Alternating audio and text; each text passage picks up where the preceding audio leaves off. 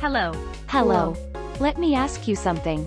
When you select a sake, where do you look on the bottle?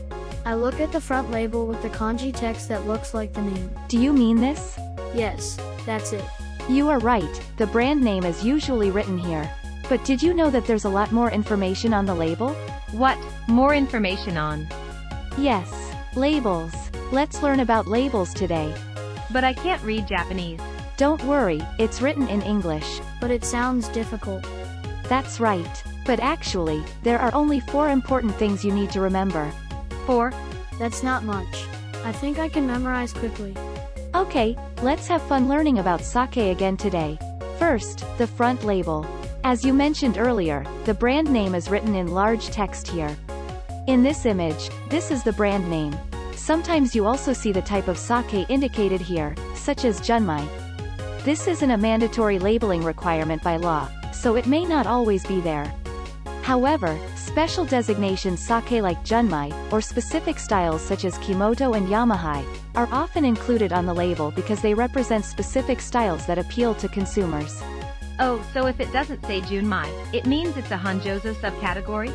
Yes, if it doesn't say junmai here or on the back, it's one of the Hanjozo styles, with added distilled alcohol. How did you remember that? Amazing. Hehehehe. Now, let's look at the back label, which you probably haven't seen before. It looks overwhelming. Yes, at first glance, it looks unclear and crammed with difficult terms. But as I said before, there are only 4 things you need to remember. 1. Alcohol content. Alcohol content is written as a percentage like this, so you know what it means. It's the same as other alcoholic beverages, right? Yes. What you need to focus on is the alcohol content. The alcohol content of sake can range from 5% to 20%, with the majority being between 13% to 18%. Since sake is fermented alcohol, it has about the same alcohol content as wine. Let's also remember that sake does not have a high alcohol content like spirits. So there's no sake with very high alcohol content like whiskey or vodka? No, there isn't. Surprisingly, many people still seem to think that sake has a high alcohol content.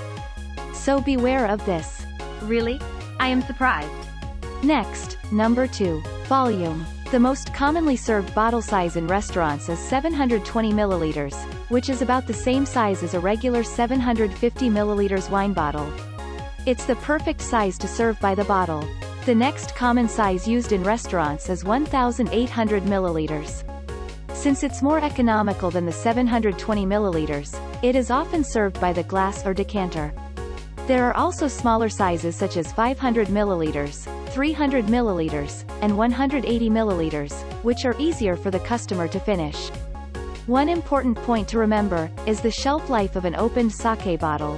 Of course, it's more economical to procure larger bottles, but if it takes too long to sell its entire content, the quality goes down, and so does the customer's experience.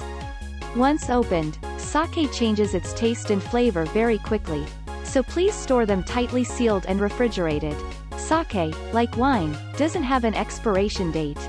However, while some sake can age well, it's safer to serve while it's fresh and sell out as soon as possible. If you can confidently estimate the amount you'll sell for a given brand, then you can procure a larger sized bottle. But if you are not sure, I would recommend starting with a smaller one. I agree. It's better to serve a freshly opened bottle while it's at its best.